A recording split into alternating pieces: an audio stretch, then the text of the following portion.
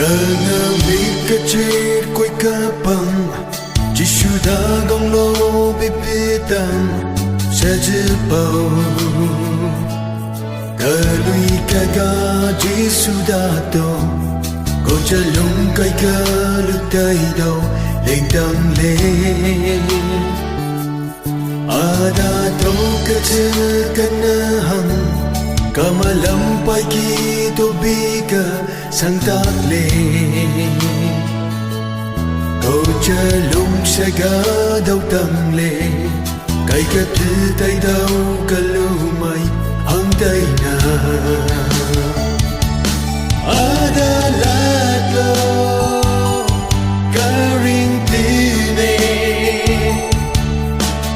Ka lam tay tam sana không lát đời Tâm mơ thôi đê Tâm ba ago Kamalam pagi to nangka ring daw ne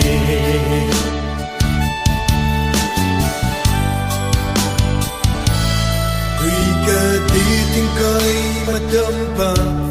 Pampaasam jay sana sa dole Kahit matam daw ba to'y pin Julo ka na sa katay ma hamlay mo Kota kahit na kagong ka Adamalang ka lumayang tay na do Nang do kay di kalu daw tang Ako malam mo sa lukay Yodi dyan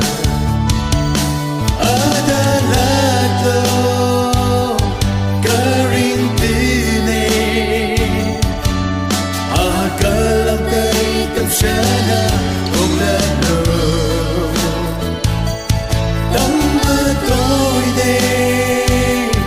Pampaago Kamalampay kito nangka ring daw ne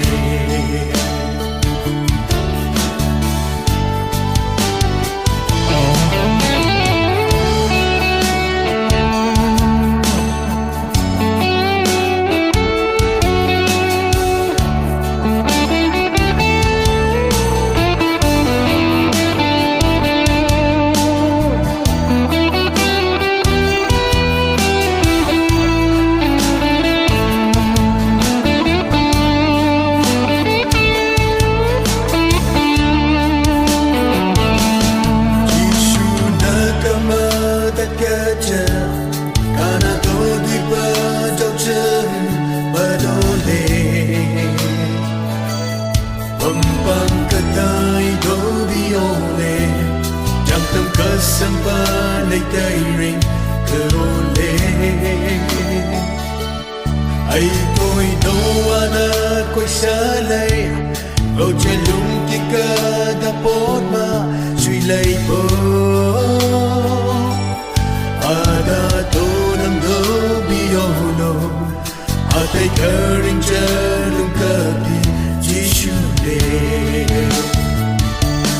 Ada ladlo